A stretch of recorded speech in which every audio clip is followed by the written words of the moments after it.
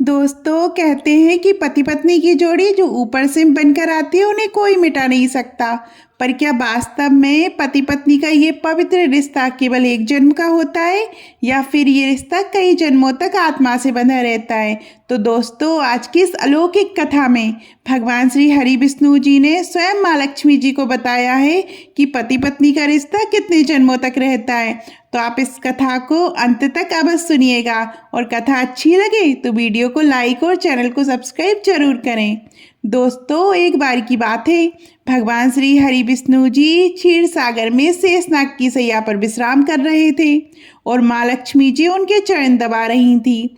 तभी माता लक्ष्मी के मन में एक विचार आता है और वह भगवान विष्णु से कहती हैं, हे स्वामी, मेरे मन में आज एक प्रश्न उठ रहा है। क्या आप कृपा करके मुझे इस प्रश्न का उत्तर बताकर मेरे मन की जिज्ञासा को शांत करेंगे? तब भगवान विष्णु जी मुस्कुराते हुए कहते हैं, हे देवी, अवश्य बताइए, आपका वह प्रश्न कौन सा है जो आपके मन को बेचैन कर रहा है? मैं अवश्य ही आपके इस प्रश्न का उत्तर देकर आपके मन को शांत करने का प्रयास करूंगा।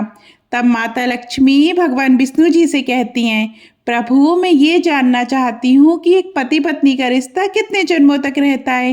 क्या पति पत्नी का रिश्ता केवल एक जीवन तक सीमित है या ये रिश्ता 7 जन्मों तक आत्मा से बंधा रहता है?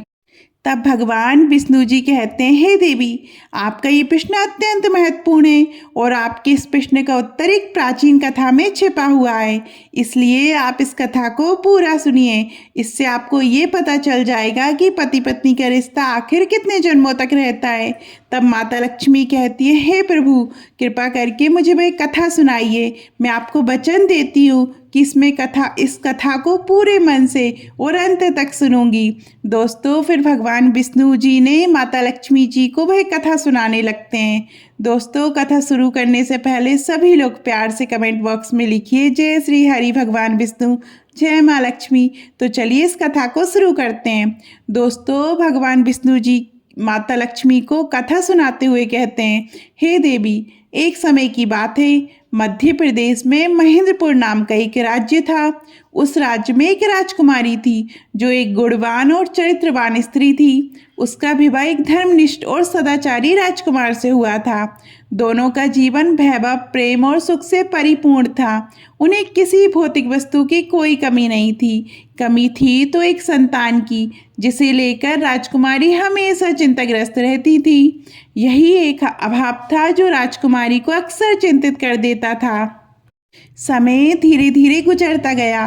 भगवान विष्णु जी कथा सुनाते हुए आगे कहते हैं, हे देवी, फिर एक दिन अचानक राजकुमारी की तबीयत बहुत ज़्यादा बिगड़ गई। उसे आभास होने लगा कि अब उसकी अंतिम घड़ी निकट है। उसने अपने प्रिय राजकुमार को पास बुलाया और कहा, प्रिय वर, मैंने सदा आपको अपना सर्वस्व माँ समझा है, हमेशा आपको प्रेम किया है और आपकी सेवा में कोई कमी नहीं छोड़ी, भगवान की पूजा भी की है, परंतु मैं आपके जीवन में संतान का सुख नहीं ला पाई। मुझे आभास हो रहा है कि मेरा जीवन अब कुछ पलों में ही समाप्त होने वाला है।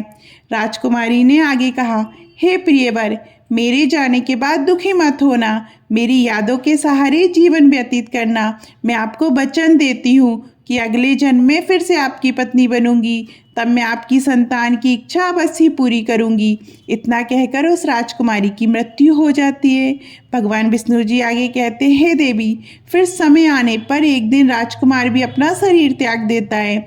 फिर वह राजकुमार एक ऐसे राजा के घर जन्म लेता है जिसकी 100 रानियां थी। उन सभी के बीच वह राजा का एक लौता पुत्र था। उधर वह राजकुमारी भी एक ऐसे राजा के घर में जन्म लेती है जिसकी भी 100 रानियां थी और वह उन सभी की एक लौती पुत्री थी। दोस्तों उस राजा के पास एक अत्यधिक बुद्धिमान और निष्ठावान तोता था। राजा हर महत्वपूर्ण निर्णय उस तोते की सलाह पर करता था, चाहे समस्या कितनी भी जटिल क्यों ना हो। वह तोते से परामर्श करना कभी नहीं भूलता था। एक दिन राजा ने तोते को एक बहुत महत्वपूर्ण कार्य सौंपा। उसने अपने पुत्र के लिए एक सर्वगुण संपन्न राजकुमारी खोजने का। तोते ने कहा, महाराज, बस आप राजकुमारी के गुण लिखकर मेरे पैर में बांध दीजिए, मैं वैसे ही राजकुमारी ढूंढकर आपके पास ले आऊंगा। राजा ने कागज में लिखकर तोते को भेज दिया। तोता उड़ते उड़ते एक पड़ोसी राज्य में पहुंचा, लेकिन बारिश होने लगी और वह एक खोखले पेड़ में शरण लेने लगा। तभी अंदर से आवाज आई, अंदर मत आओ, नहीं तो अंधे हो जाओगे। तोता डर गया और बाहर ही बैठ गया। बारिश रुकने पर एक मैना बाहर आई। तोता और मैना में बातचीत हुई। मैना भी अपनी राजकुमारी के लिए राजकुमारी की तलाश में थी। दोनों को पता चला कि उनके राजा समान परिस्थितियों वाले हैं। दोनों के ससुर रानियां, दोनों के एक एक पुत्र पुत्री। दोनों बहुत प्रसन्न हुए और राजकुमारी के महल पहुंचे। लेकिन वहां के एक सिपाही ने गलत फहमी में राजा को बता दिया कि मैना ने धोखा दिया है। राजा ने दोनों को मारने का आदेश दे दिया। ये पता चलते ही तोता और मैना वहां से भाग गए।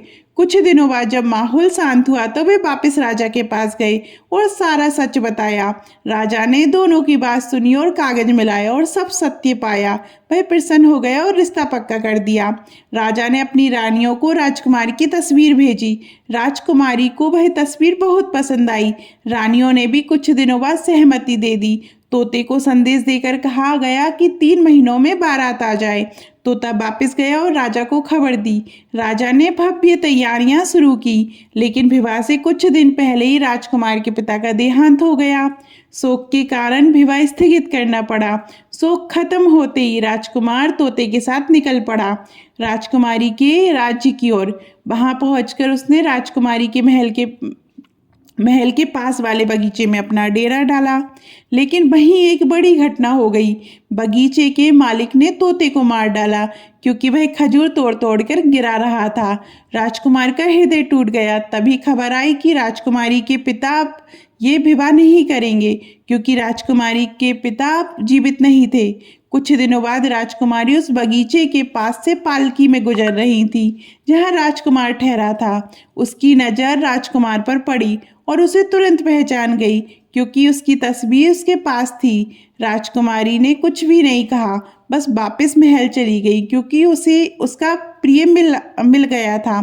शाम को भोजन के समय राजकुमारी ने अपनी थोड़ा सा भोजन अलग निकाल कर अपनी दासी को दिया और कहा, ये भोजन तुम उस बगीचे में ले जाओ जहाँ वह राजकुमार ठहरा हुआ है।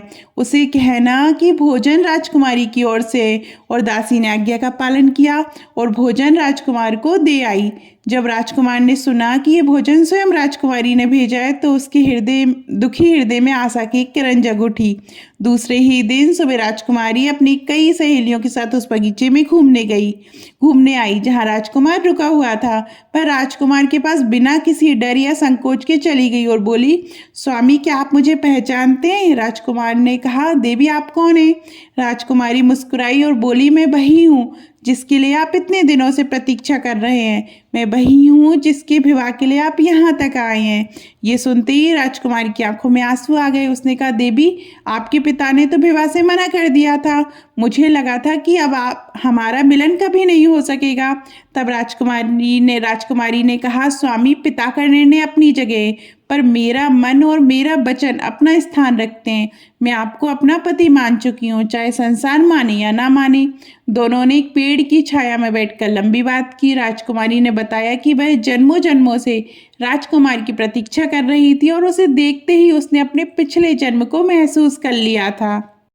राजकुमार ने भी कहा कि जब उसने राजकुमारी को पहली बार देखा था तो उसके हृदय ने गवाही दी थी कि यही उसकी सच्ची पत्नी है।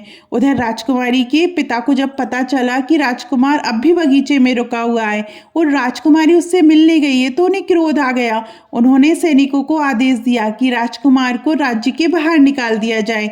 सैनिक बगीचे पहुंचे, लेकिन वहां की जनता में राजकुमार की नम्रता को देखकर किसी ने भी सैनिकों को सहयोग नहीं किया। तभी राजकुमारी स्वयं वहां पहुंची और पिता के सैनिकों के सामने खड़ी हो गई और उसने कहा, जो मेरा होने वाला पति है उसे राज्य से निकालने का अधिकार ना इस राज्य का है और ना इस संसार का। यदि उसे यहाँ से जाना पड़ेगा तो मैं भी उसके साथ जाऊंगी। सैनिकों ने ये बात जाकर राजा को बताई। राजा अपने प्राणों से प्यारी पुत्री के बिना एक क्षण भी नहीं रह सकते थे। उन्होंने तुरंत दोनों को बुलाकर पूछताछ की। राजकुमारी ने दृढ़ वाणी में कहा, पिताश्री आप 100 रानियों के राजा हैं, लेकिन मैं केवल एक स्त्री हूँ और स्त्री का हृदय एक ही व्यक्ति को स्वीकार करता है, वह मेरे पति हैं। पिछले जन्म से और इस जन्म में भी। राजा ये सुनकर कुछ देर तक मौन रहे। उन्हें अपनी पुत्री की सत्यता और दृढ़ता पर गर्व हुआ। उन्होंने कहा, यदि वह विवाह स्वयं तुम्हारी आत्मा ने चुना है तो मैं इसे रोकने वाला कौन हूँ। विवाह की तैयारियां तुरंत शुरू की जाएं। दोनों राज्यों में फिर से उत्सव का वातावरण बन गया।